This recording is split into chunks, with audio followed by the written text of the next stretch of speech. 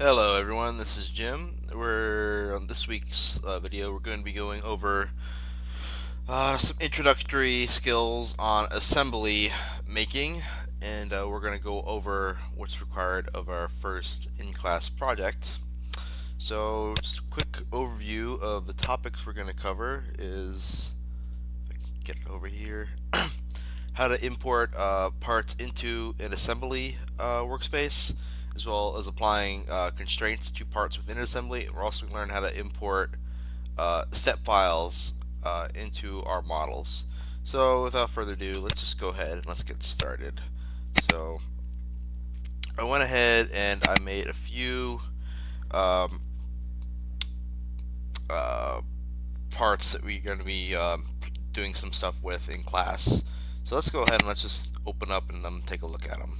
So I got a nail, I've got a pin, and I've got a plate. Let's just take a look at the nail part real quick.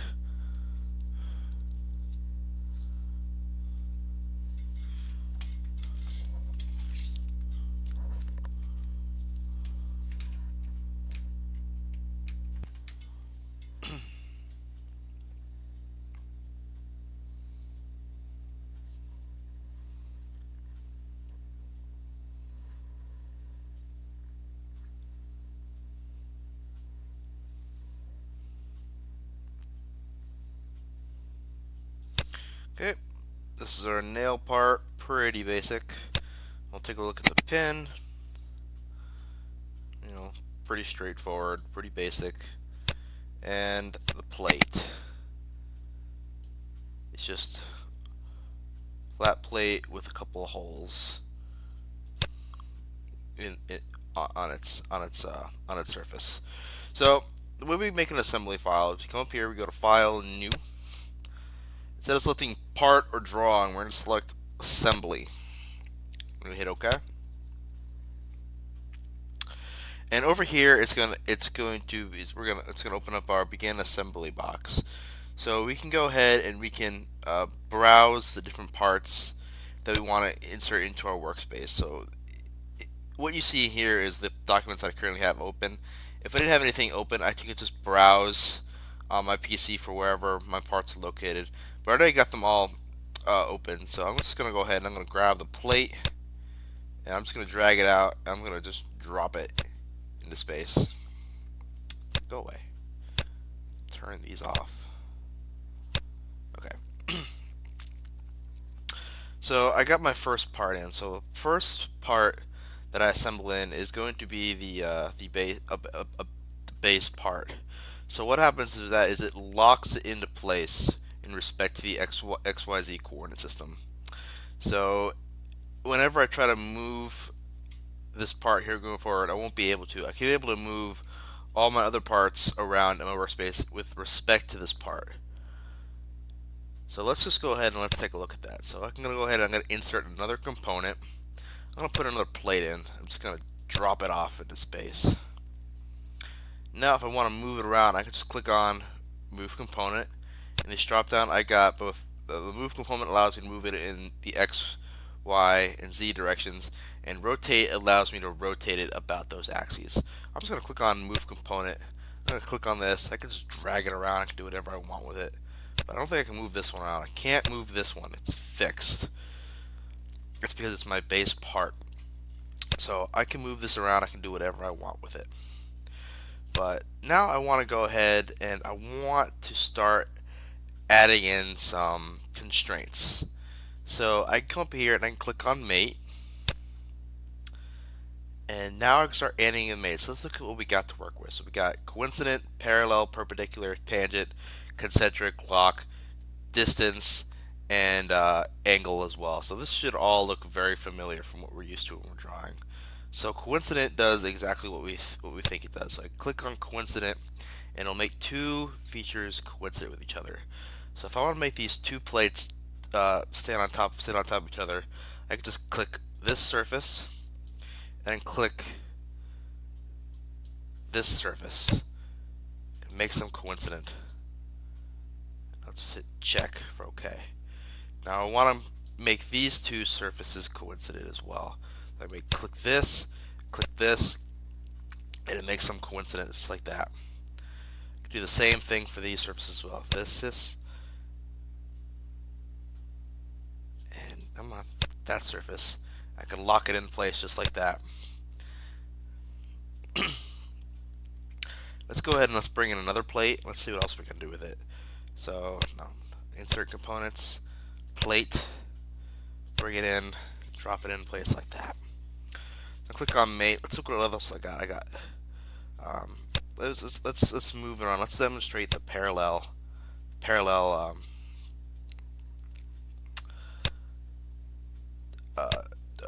mate. So I'm just gonna rotate this. I'm gonna just put it off at an angle like that. Now I'm gonna mate and click parallel. I'm gonna click on. Let's just click that surface, and I'll click on this surface, and it makes them parallel with each other. Those two surfaces will not always be parallel, no matter how I move this. I want move. I can move it around, but those two surfaces will always be parallel with each other. Let's see what else I can do. Let's go back into mate. Let's take a perpendicular. Let's see what I do with perpendicular. So I can make this top surface. Actually, you know what? I'm gonna make this surface perpendicular with this surface. That'll lock it in place. So I'll click that surface, this surface here. It makes them perpendicular. Let's move this up a little bit. So it'll always be parallel to the surface, and it'll always be perpendicular to this surface, no matter where I move it now. Let's see what happens if I try to rotate it. I bet you I won't be able to. Rotate. Nope, it won't let me rotate it.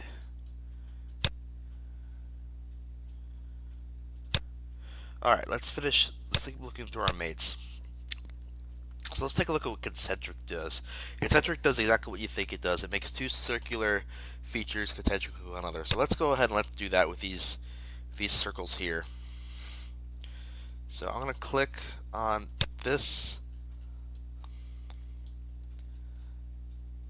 and this, and that makes the two circles concentric with one another. I can also click on lock rotation, which will not allow it to rotate as well. Now I'm going to bring the two surfaces together by clicking coincident, and just like that, they lock it into place. Alright, let's look what else we can do. Let's go insert component. Let's put another plate in. Let's look what else we can do. So I'm going to go mate. Let's see, I'm going to make this bottom surface, this top surface coincident as well. And I'm going to make this surface coincident. And now I'm going to go ahead and I'm going to adjust the distance. So I'm going to click this, I'm going to click this, and I can adjust the distance they are from each other. Just keep on inching, moving it outwards like so.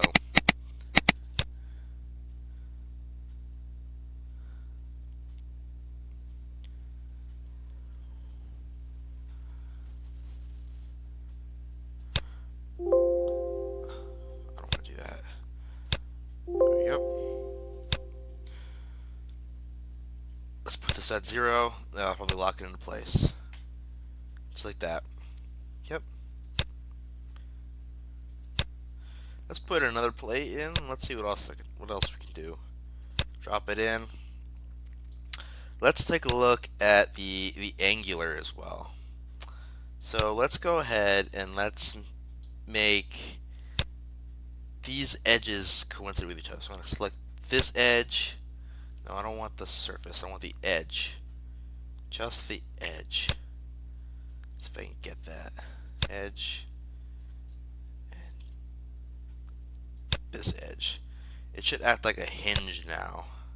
If I try to move it. Let's see what happens. Move.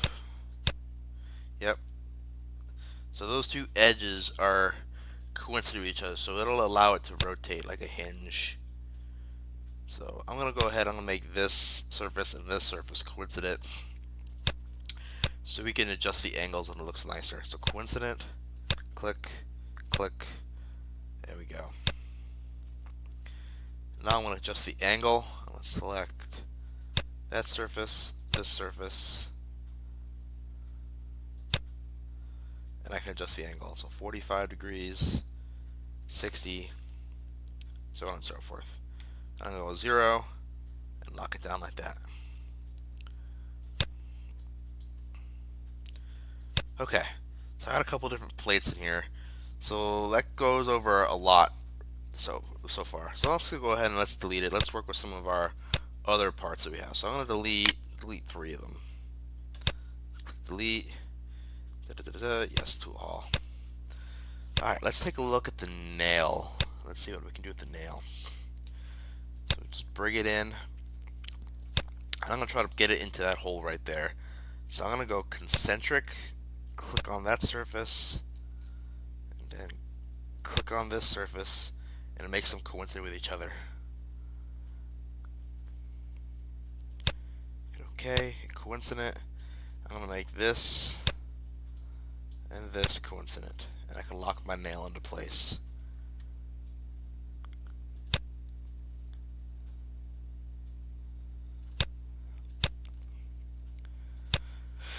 Let's look what else I got. So insert, I'm going to put the pin in, and let's see what else I can do. So let's say I want the pin to go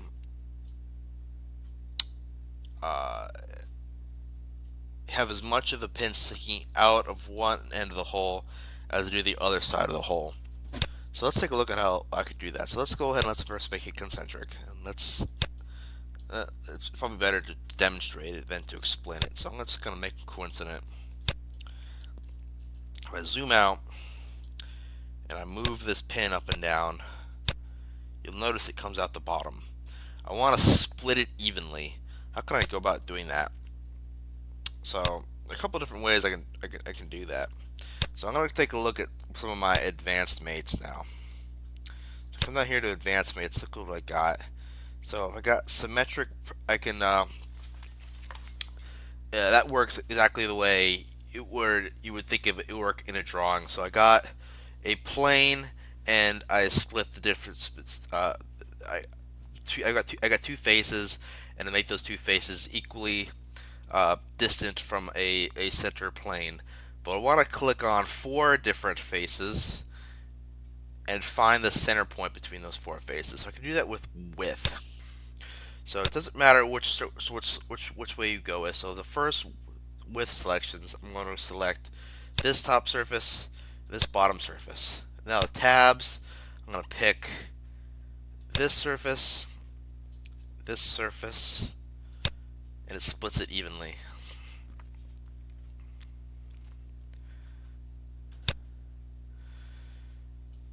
So that's about it. That's probably going to cover 98% or of all assembly mates that you'll do. You also got things like tangent, where if I had a circular surface, I can make a tangent with this surface and it would roll along it. That can come in handy if you're modeling like a wheel on a surface. But I haven't really seen much use for the tangent mate, and we got a couple other more advanced mates, mechanical mates that we'll touch on later in the semester. But right now, let's just stick to the basics, and I think you should have everything you need to go over and complete your first project. So your first project will be to create this caster assembly, where you'll create these parts and you'll assemble them together. You shouldn't need anything more than, I think, probably concentric, coincident, maybe distance also, and perhaps the width made as well.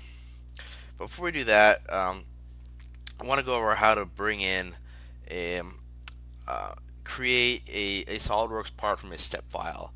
So I'm going to go ahead and I'm going to use the internet. I'm going to go to McMaster Car.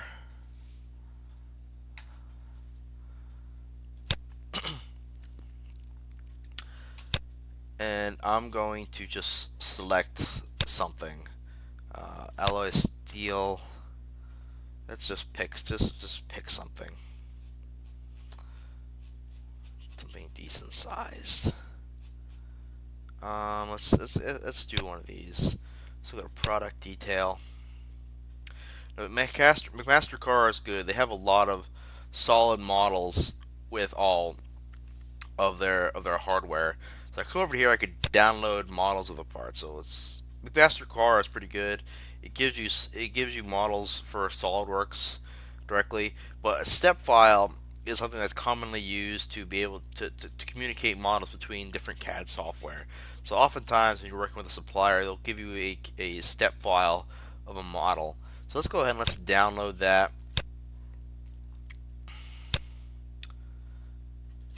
And let's go ahead and let's try to open that.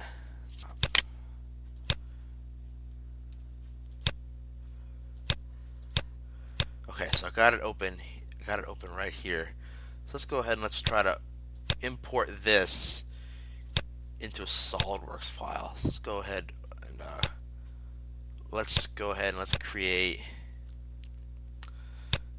open. Let's see, all files, desktop. I got it saved on my desktop, so I'm gonna go ahead and I'm gonna open it up.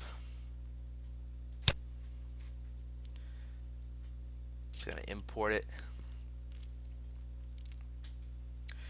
So I don't want to do feature recognition because what happens is that SolidWorks will try to take the geometry and create an entire feature tree that can lead to a lot of different issues with the part. So I'm gonna select no. I don't want to do feature recognition. And I'm just gonna leave it as is, and I got my nice part. I don't have any errors I have to worry about. I can go ahead and I can import this direct. I can now save this as a SolidWorks file, and I can import it directly into my assembly file. So that's about it for this lecture. Um, if you have any issues with anything, feel free to let me know. Thanks for listening. Have a good night. Bye bye.